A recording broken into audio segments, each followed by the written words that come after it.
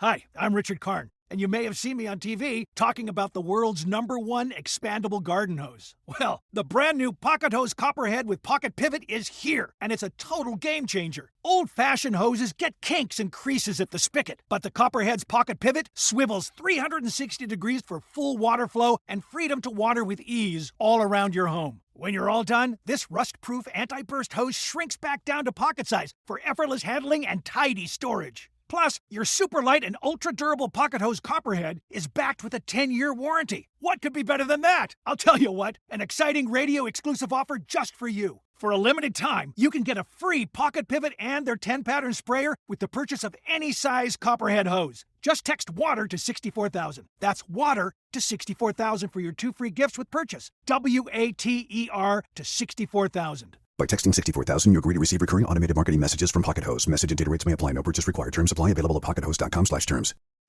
Everybody, welcome to Creator to Creators today. I have a guest, and his name is Element Rhymes, aka the Black Billionaire. Hey, welcome to the show. I'm so happy that you can make it today. And, I mean, obviously, we've been longtime friends, and I've known you for a long time. But not only are you a, battle rapper, entrepreneur, dare I say, activist. Yeah, I'm very active. Yes. You are. So I'm really happy that you're coming on. And honestly, I just want people to know who you are and basically tell us, how did you get started in, from battle rapping, and now you're an entrepreneur, you have your own brand, and also just very, very vocal about, the problems in our community and in the world. So yeah, just a little bit about that and kind of touch on how you got started and how you are here today. Okay, so basically, my government name is Jeremiah Sojourney. So I'm related. My great-great-grandmother is Sojourner Truth. So I take it as this is in my blood. It's nothing that I chose. I think this is really something that's me. I know it's me, and it's something that's destiny to change the world. I started writing because I was going through a lot of pain as a child, and just analyzing the world and noticing things that others didn't. I like to paint a picture of it so other people can notice, and also let other people know that they're not the only ones going through something, and there is a light. There's a light at the end of the tunnel. Oh, that's a bright light. That's a bright light. It's very bright. So basically, in that, I started realizing the reason I like to write and make music is because I like to be the voice for the voiceless, because I know how much it hurts to want to speak on something and have to hold your voice inside, or feel like you have to hold your voice inside. Nobody has to do that, but a lot of people are restricted to their circumstantial belief, and I don't believe in that. I think you can break through any kind of border. In that, I noticed that I don't like bullies, and that includes corporations, and that includes the powers that be that run the country for the most part. Any kind of bully anywhere, especially corporate. And right now, I think the biggest bully is the banking system and the Federalists, because they control everything.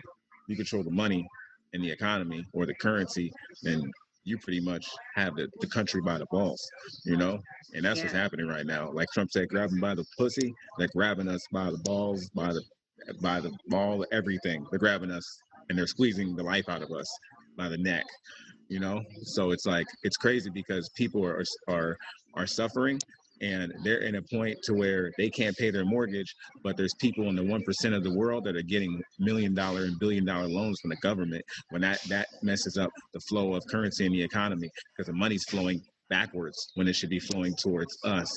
And that's why the middle class is being eliminated, because there's no balance. There's no balance. And that's the system that they use. In fact, that's the system that the government uses to keep track of everything and to make everything run the way it does. It's called checks and balance.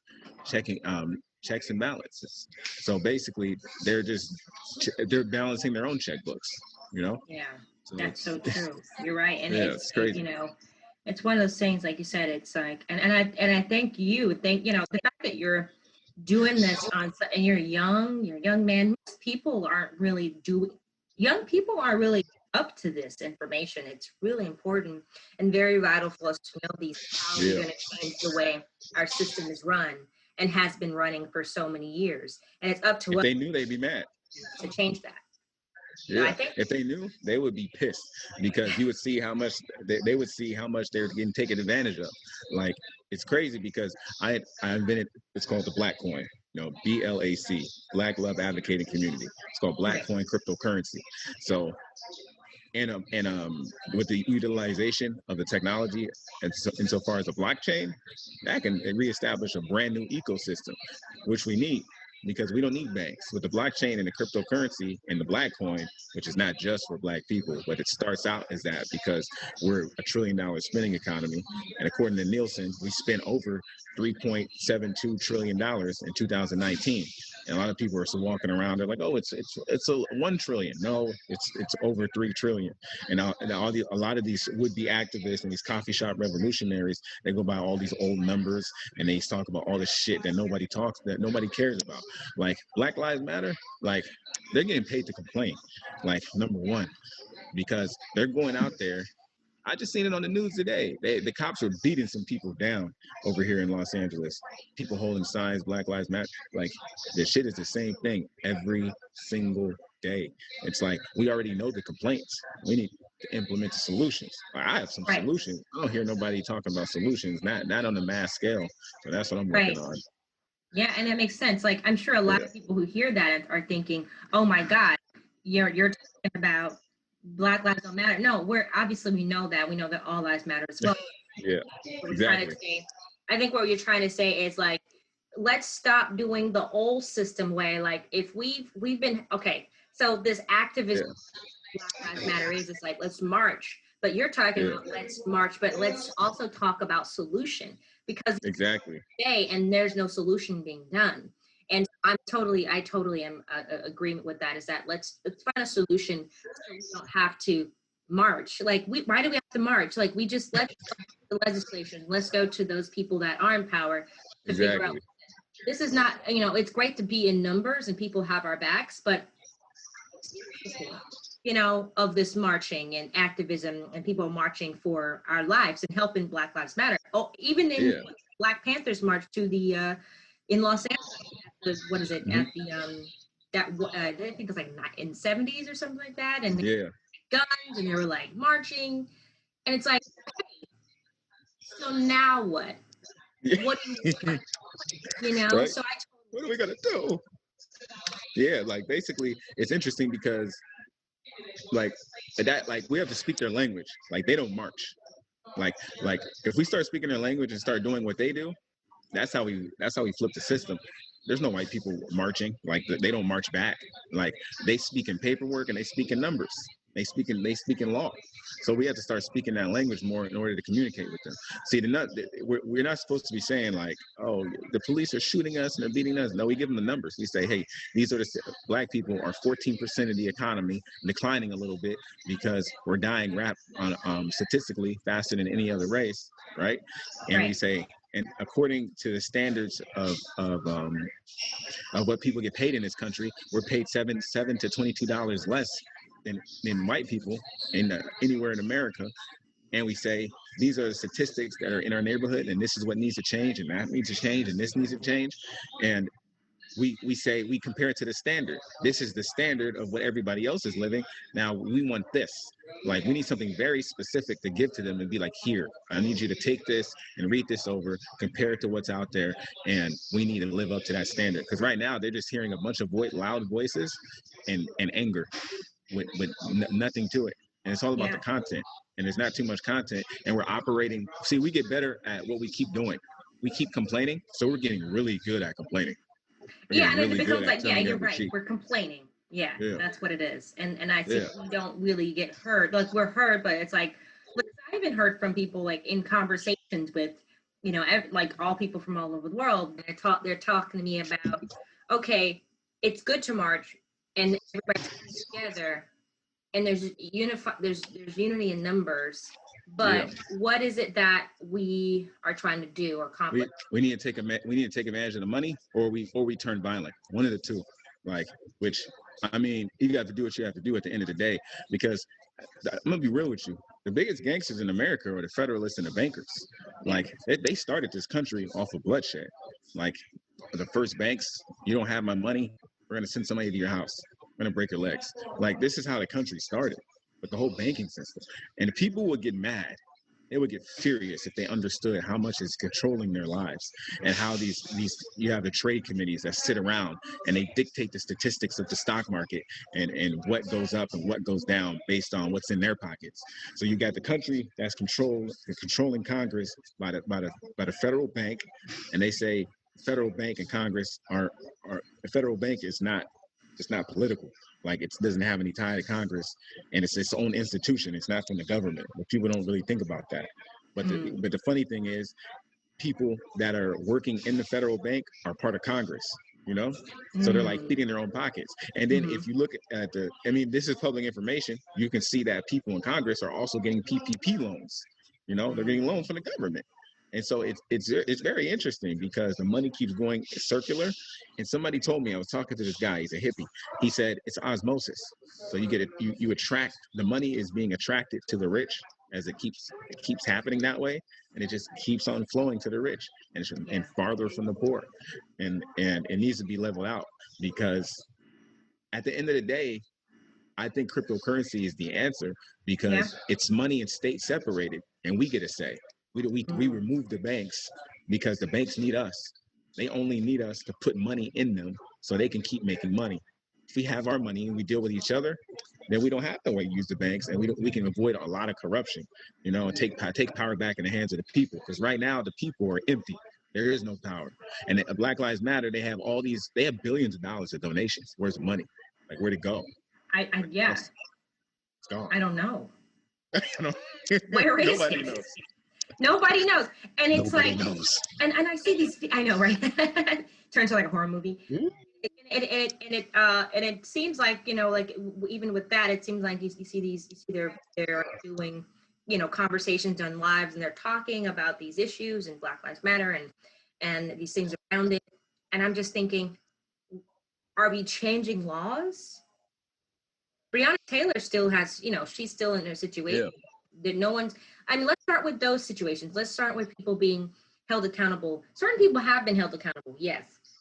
You know, let's start with those, and then we'll work our way to some other project, you know, other things. But I think the whole situation is, if we could just stop complaining and just say, let's not complain, but you know what? And let's not go back to the past, because obviously that happened. Yes, racism. Yeah. And you know, might not be lynching, you know, physically now, but it's like mental thing. It's a mental game. So I feel like people have to stop living in the past, like you said, because that's not where the answer is. It's actually social statuses of where we're going to be, so that we can be empowered and have somewhat of a life now. So I totally agree with that. Yeah. And how do we do that? You know, well, it is, I want to add on, it is a mental game, like you're saying, because I tell people all the time, the reason that we create neurological pathways in our brain off of habits, and our brain never forgets anything. So if we keep going back to the past, then we keep getting better at operating from the past. So from that point, we take a victim standpoint. So if we start developing new habits, then we develop new neurological pathways in our brain that don't even that become distant to the past, because we have new us's.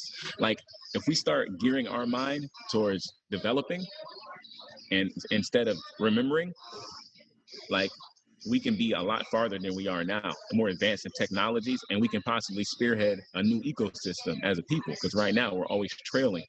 But it seems that we always fight to want to be back in history.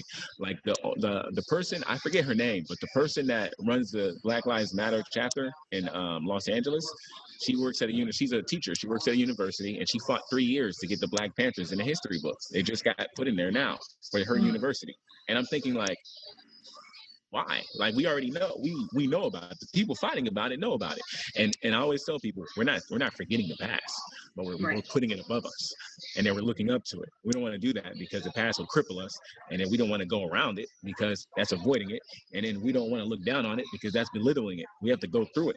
So we go through it, we understand it, we take what works, and then we discard what doesn't work, and we never let what happened to us happen again, ever. Because right now, I think with the blockchain and cryptocurrency, we have the ability to create another Black Wall Street 10,000 times stronger, and that never be destroyed. Because in Black Wall Street, a dollar was circulating 3 to 4 months, up to a year. There's not one community that does that right now. In the Asian community, a dollar will circulate 3 to 4 months. You know, it's still not up to a year, and then they took it out. So it's like we have to make it indestructible. That way, it can never happen again from anybody, and we can do that with the new technologies. But why don't we fight to learn blockchain? Why don't we fight to learn financial stability, to become financially literate? Like, why don't we learn? I'm taking this class to Coursera. It's a free university. It's universities sign up to Coursera to distribute courses. And one of the classes I'm involved in is police brutalities and where it came from. And it's like we can learn it and we can keep educating ourselves on things that we can apply now, you know, because a lot of these people, I don't know what they're doing. They're just out here throwing up signs, and white people are mostly part of Black Lives Matter, and which makes sense because they're most of the country. You know, like we're a little voice, we're a little people. We have to speak in volumes in the right ways to be heard. Right. And I think, I think like you said, it's and I feel like that's, we're gonna get there slowly but surely. Yeah. But I think what you're doing is educating people, and I thank you for educating people. That's great. And I see that you use it in your art as well, like educate people through your music. Yeah. And I find that very, very interesting and smart, because it's like, if you can't get them on this level, you have certain listeners on the podcast, on your platform. Yeah. Music, because some people who are music heads are maybe not trying to listen to conscious things. So the fact that they can listen to you and hear something conscious, it makes them kind of think of like change in different ways, whether it doesn't matter what race you can catch it. Yeah, I think that's pretty awesome what you're doing. So. Yeah, and get them on all levels. Yeah, I know people. Yeah, because I know people learn if they take it in through all senses. If they touch, if it's kinesthetic, if it's kinesthetic, audio, visual, and even if they can taste it. Like I'm like, okay, if this doesn't make sense, I'm gonna make a song. And it's like I made a song called Black Own Everything. Yeah. And the shit is very simple to understand, and it's bite-sized pieces of information. So it's music you can bump to, and you can love, and you can like rap to, but it's like bite-sized. It's not too much, It's just like just enough. Yeah. And so like I said this one line. I said kind of crypto, like Chris, kind of crypto, feeling like Monte Cristo, like like it's kind of, I mean, it's there, like there's medicine in the music, basically. If people listen to it close enough, like there's medicine in there, because I'm taking a different direction. I'm not talking about no bullshit no more. I'm not gonna get on there and talk. Yeah, you don't There's have too the much time of to. It's like we are at a time that's so crucial right now, and everybody, humanity, and we're in a really good time right now for people to be heard. Yeah. Change because of due to this coronavirus situation. Yeah. Around the world, we're heading to 2021, and we don't know what that's going to look like. But I think if we take hold now, I think it's going to definitely pay off in 2021. You think we're going to make it? Oh, dang, that's you're right. We don't know what it's going to look like. No. 2020 just like. Just came and. Every minute I'm like, huh? 2020? Is that you? Yeah. What's happening? Huh? What's happening? Like. Yeah, is it over? Right. Oh man. Yeah. It's really quick last question is okay. ask people this at every end of the show. We have like 8 minutes left. So and I like to ask this question, and I'm always asking each creator, what's something you would leave your audience with? Like, what's a quote, or someone who wants to do what you're doing? What would you give? What advice would you give them? You know what? It's funny you asked because I was on the train yesterday, and on the wall of an elementary, it said, "Don't give up on your dreams." And it sounds like it's cliche, but it's not, because people they've given up on their dreams, and the dream should never be get. Somebody was talking to me the other day. They're like, maybe you should go a different route with your dream, and they almost had me convinced, and I was like, no, I'm not. I'm gonna do this until I can't, because at the end of the day, our dreams are what make us live, and if we don't have a dream, then what's the point of going on? Because you don't have to dream when you sleep and you lay your head down at night. You can dream awake by just living it. And so I think that um, there's no need to measure the dream. I don't think there's a need to even have it fully defined for people to understand. I think you just need to do it, and eventually your dream becomes reality, no matter what it is. That's true. Don't give up on your dreams. I love that. Thank you so very much for coming on. I really appreciate you having time for us today. Seems like you're busy here. Hey, thank you for having time, and thank you for doing it. We appreciate it, and you're amazing. Is there anything that you're working on coming out soon? Anything you want people to know where to find you? You can go to for anybody that likes the hat, blacbillionaire.com. Yeah. It's BLAC billionaire.com. And I made a thing where basically it's walking wealth. So Blac Billionaire is a reflection of it's a mindset. It's a reflection of us. So blacbillionaire.com, they can buy merchandise on there. Soon they're going to be able to buy music. So that's going to be my site, my hub for everything. There's a discussion forum on there, so people can go and they can exchange like photos, videos, like kind of like a Facebook, but not not Facebooky. But pretty soon it's going to have a lot of features. So blacbillionaire.com, they can go there. They can check me out. Yeah, awesome. Thank you so much again. And everybody, thank you for watching. Until next time, live, love, laugh. Bye, guys. Yeah. Bye.